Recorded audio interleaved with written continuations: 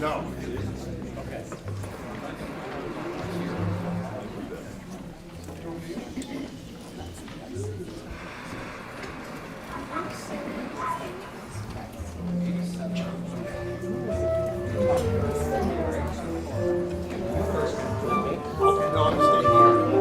I'll point you out when it's done.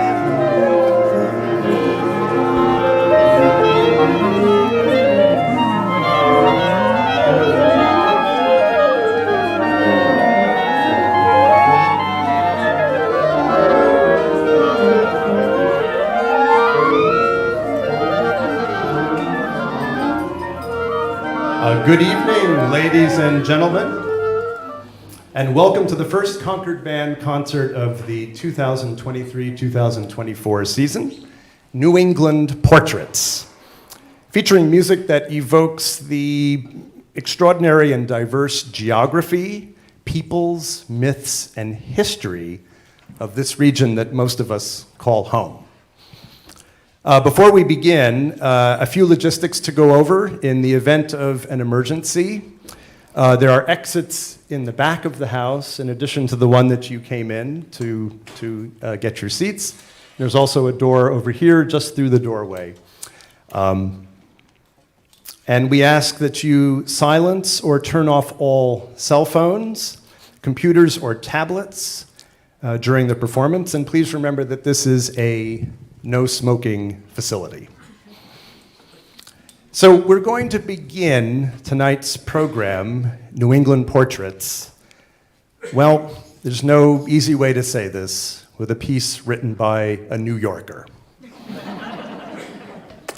But it is a great one, so please forgive us, and it is New England themed. The Chester Overture for Band by William Howard Schuman. So William Howard Schuman was born in 1910 in New York City, and he was named, incidentally, for the 27th President of the United States, William Howard Taft. But his family called him Bill or Billy. He played violin and banjo as a child, and he formed a dance band in high school, Billy Schuman and his Alamo Society Orchestra. And they did weddings and bar mitzvahs. And he wrote popular songs as a hobby, as a high schooler, including a staggering 40 in collaboration with the great lyricist Frank Lesser. But he entered NYU's, what was then called NYU's School of Commerce, to get a business degree, until a fateful night in 1930, when he attended a concert at Carnegie Hall of the New York Philharmonic, then under the baton of Arturo Toscanini. And this is what he said afterwards. I was astounded at seeing the sea of stringed instruments, everybody bowing together. The visual thing alone was astonishing, but the sound, I was overwhelmed. The very next day, I decided to become a composer. And indeed, he did withdraw from the NYU School of Commerce the next day.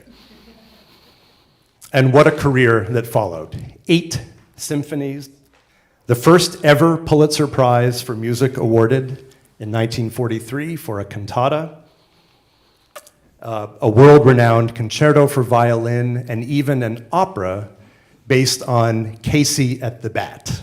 Yes, an opera about baseball. He taught composition at Sarah Lawrence.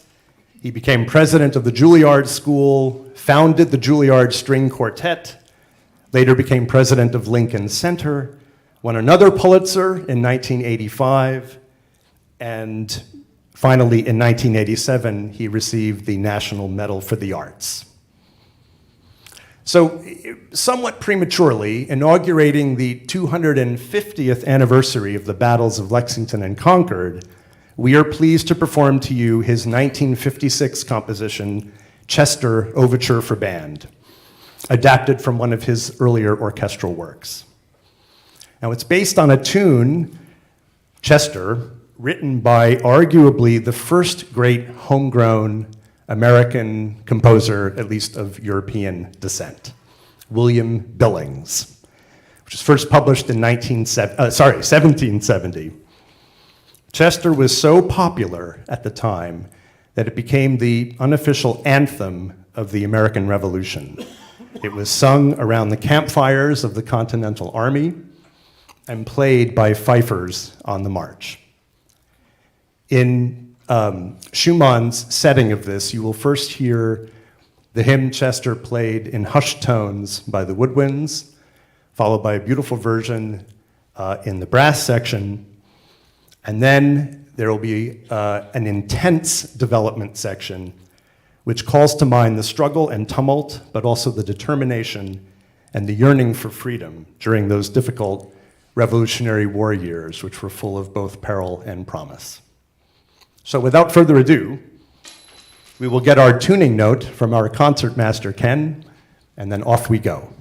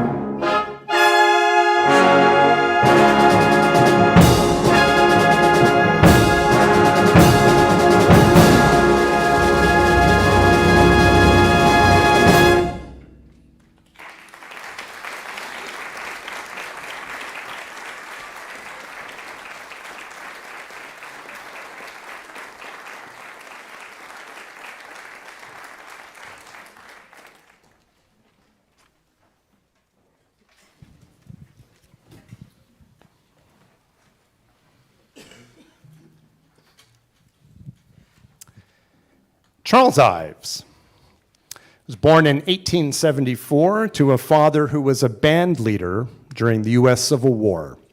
And he was born into a prominent Danbury, Connecticut family.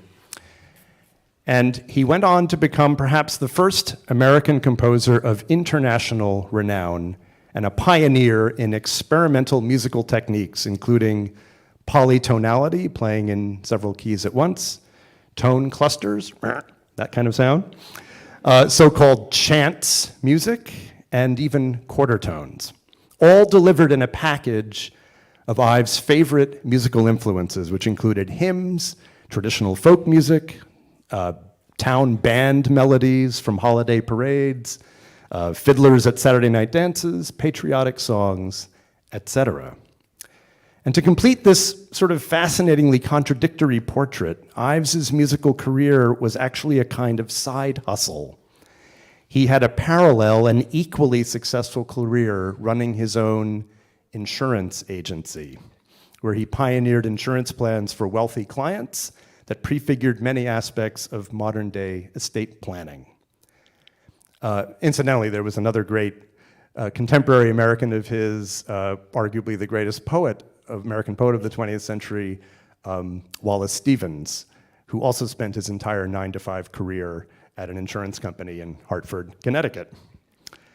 Ives's music went largely ignored during his lifetime, but in the years since his death in 1954, his reputation has soared, championed by such luminaries as Elliott Carter, Aaron Copland, Hitchcock's favorite composer Bernard Herrmann, Gustav Mahler, Leonard Bernstein, Arnold Schoenberg, Igor Stravinsky, John Cage, Frank Zappa, and Phil Lesh, bassist for the Grateful Dead, who described Ives as one of his musical heroes. So how's that for irony?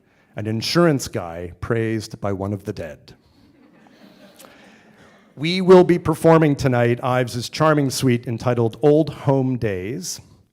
And it's both full of sort of Ivesian nostalgia for small-town New England life, but it also has little traces of those characteristic Ives touches, unexpected dissonances, out-of-kilter rhythms where you least expect them, snatches of familiar tunes heard fleetingly as though from across a town green. Listen especially for Little Annie Rooney, Old Lang Syne, The Girl I Left Behind Me, and you'll hear a lot of, and a slightly demented version of London Bridge is Falling Down. And in the opera house movement, notice just how the listener gets ready to watch the show as the curtain goes up, and Ives diverts the listener's attention to what's happening outside the theater, a village band marching by. We hope you enjoy Old Home Days by Charles Ives.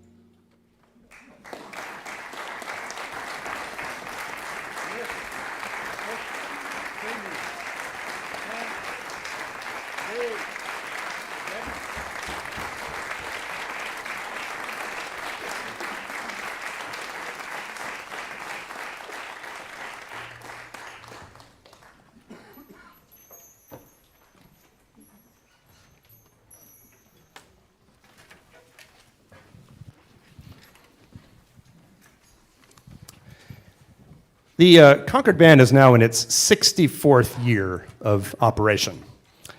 And as a nonprofit, we couldn't have lasted this long without the steadfast support of patrons like all of you.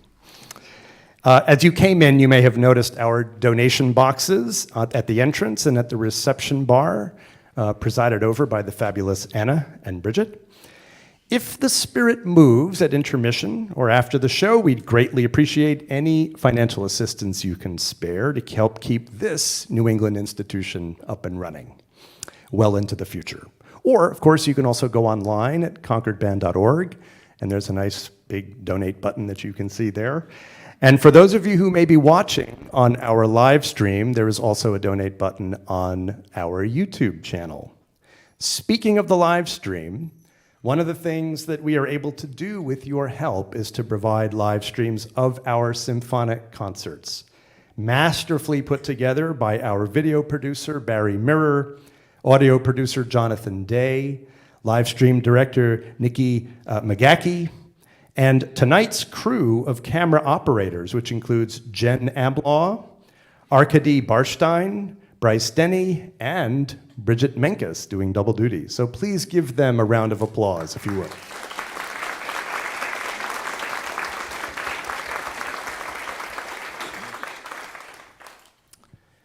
So this next piece is one of our favorites. After graduating in 1976 from the Berklee College of Music, Stephen Bulla went on to become the chief arranger of the President's Own Marine Corps Band in Washington, D.C., while also composing music for that group. And when he left in 2010, no less than John Williams described Bulla as one of the most accomplished musicians of his generation. In 1999, the Concord Band commissioned Bulla to create a piece honoring the colonial heritage of New England. And Bulla responded with his evocative Northbridge Portrait, based on authentic musical themes of the American Revolutionary period. And these are his own words. A slow and ominously quiet introductory section leads to a brisk sea shanty tune depicting the busy lifestyle of the colonists.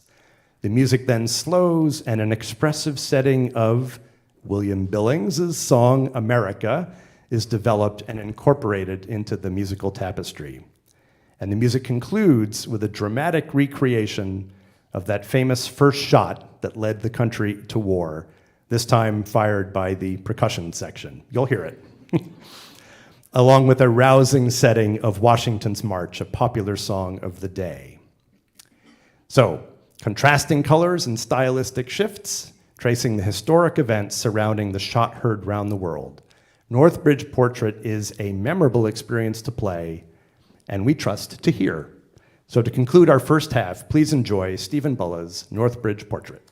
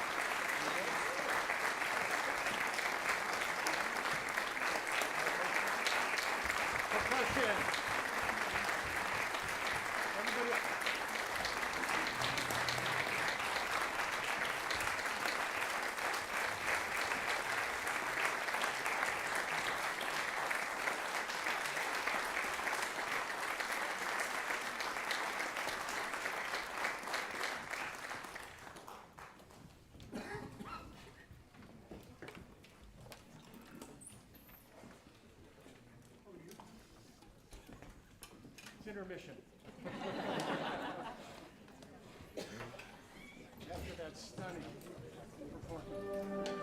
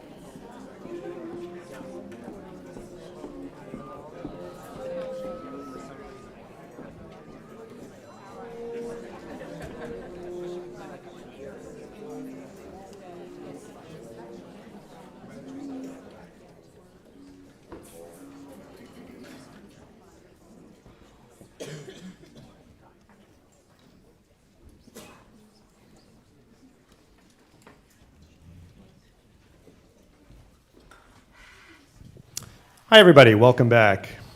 Is that too loud all of a sudden? Okay, sorry. Before we begin our second half, a word of praise for our music director, Jim O'Dell. Yeah.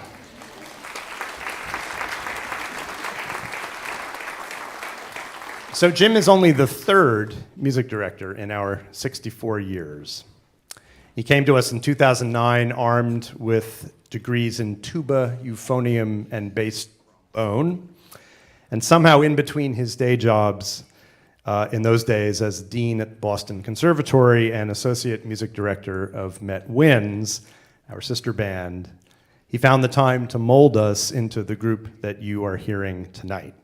So when he comes back out, just be sure to show him your due appreciation. And now let us turn to another of our favorite commissioning composers, James Curnow. James was born and raised in Michigan. He now lives in Kentucky, where he is composer in residence on the faculty of Asbury University in Wilmore. Now, those of you who have attended our Holiday Pops concerts in the past, in December, are undoubtedly familiar with one of those commissions, Overture to a Winter Festival, which we play every year without fail. And it was written as a retirement gift in 1994 for the Concord.Band's first music director, Bill Toland. And there have been other commissions from James as well over the years. But tonight, in the spirit of the New England theme, we are delighted to be performing Curnow's evocative 3 New England Caricatures, written in 2011. It's in 3 movements: Jolly Old Roger, Polly Van, and Captain Kidd, after the infamous 17th century pirate.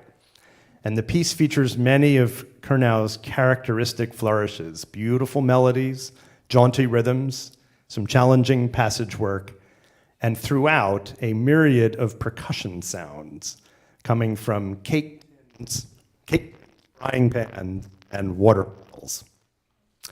So sit back and conjure with us the imaginative vision of James Curnow and his 3 New England Caricatures. But first, our tuning note, please, Ken.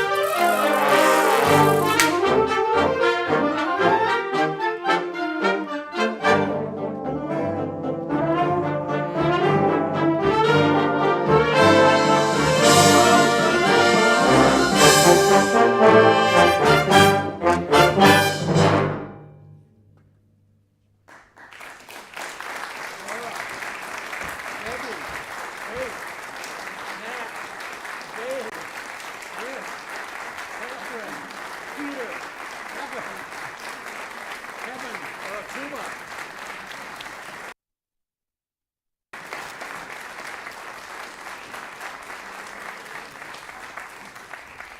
one had a lot of soloists in it. So, 11. And Neil Tischler, who's in the back playing percussion, sent an email out to me.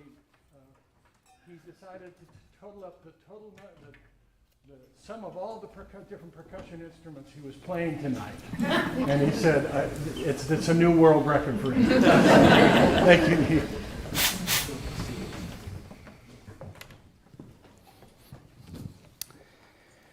We are very excited about two upcoming events that the Concord Band will be presenting.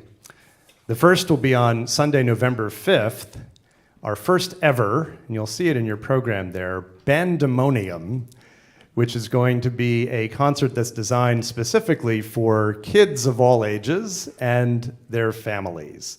So the tickets are now available on Ticket Stage to be purchased, so please come out. It should be a huge amount of fun.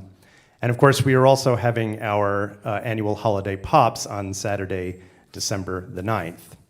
And I should mention that this building, 51 Walden, also is home to two other fantastic groups, the Concord Orchestra and the Concord Players, and they have productions coming up in the near future as well. There is a production of The Play That Goes Wrong on the drama stage in the first couple of weekends of November from the Concord Players.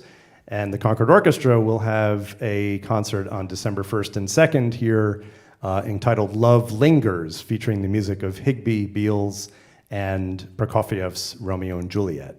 So please come out and support all of these groups in this building. And of course, 51 also has their own production of Così fan tutti, also coming, which you'll see listed in your program there. Those of you who attended the band's 60th anniversary concert in March of 2019 might recognize this gentleman over here and his name, Andy Boysen, professor of music at the University of New Hampshire. Andy wrote a beautiful piece for us on that occasion, the Diamond Jubilee Suite, and he traveled down from his native New Hampshire to conduct it for us that night. Tonight we'll be performing another evocative composition of his entitled Snapshots of Acadia, which feature 4 movements depicting Bar Harbor Lighthouse, Thunder Hole, calm waters in front of Cadillac Mountain, and the celebrated Acadian sunrise. You'll be treated to a video montage showing selected images of those landmarks, part of the terrific slideshow put together by our French horn player, Gene Patterson, and which will help set the mood. In fact, the piece was originally commissioned by the photographer and conductor, John Mornow, whose images you'll see, and he conducts the University of Southern Maine's Music Academy. I'll just note that the 4 movements are all based on the word Acadia, using each of the letters of that word as musical notes. The letter I becomes the note E. So the basic melodic DNA of the piece is A, C, A, D, E, A, and it underpins all 4 movements. Please enjoy Snapshots of Acadia, a slice from the great state of Maine.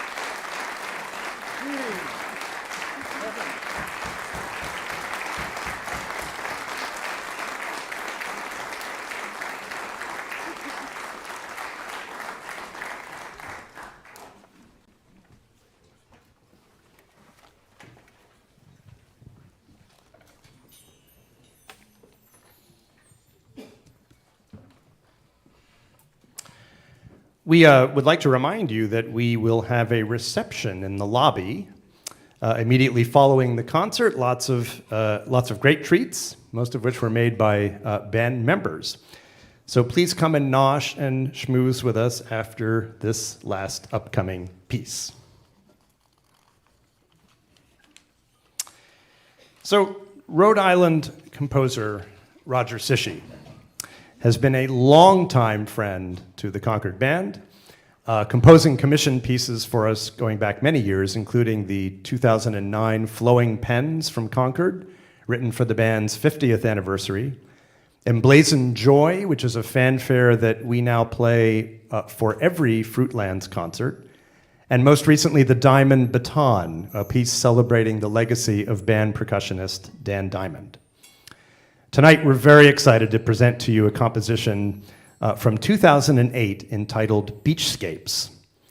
Roger wrote in his program notes that each New England beach has its own personality, whether the beach tends to draw families with children or the younger generation or those looking for peace and serenity. And each beach has a different feel, character, even a different set of sounds. And Roger sets about in this piece to convey, first, the feel of Nauset Beach on the Cape, with large waves and surfers, and the smell of beach chowder and sea creatures, and of course, seagulls snatching food. And then we move to Rocky Neck Beach in East Lyme, Connecticut, with calmer and warmer waters, and gentle rhythmic waves and warm breezes. And finally, to Scarborough Beach in Narragansett, Rhode Island, a family beach where finding parking is a vicious competition, and tons of beach paraphernalia are schlepped back and forth, and sand castles are built and destroyed, and the occasional crab interrupts the proceedings. Now here's one fun thing. We have a really cool percussion instrument for this piece. It's called a surf drum. Cess, can you please demonstrate for us what a surf drum looks like and what it sounds like?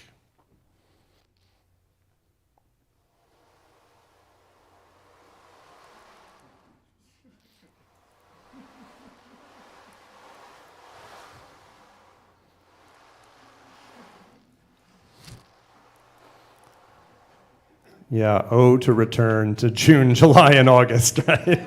Thank you, Seth. To conclude our program, please enjoy this wonderful conjuring of three of New England's best beaches, Beachscapes by Roger Cichy.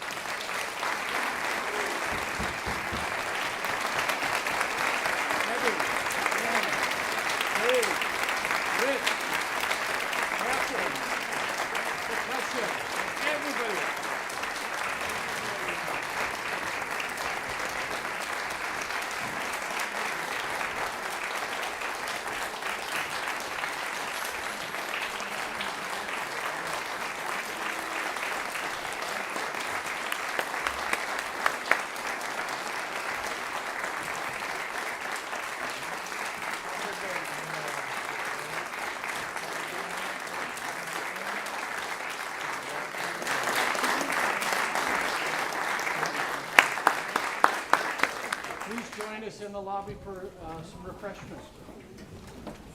And meet the composer.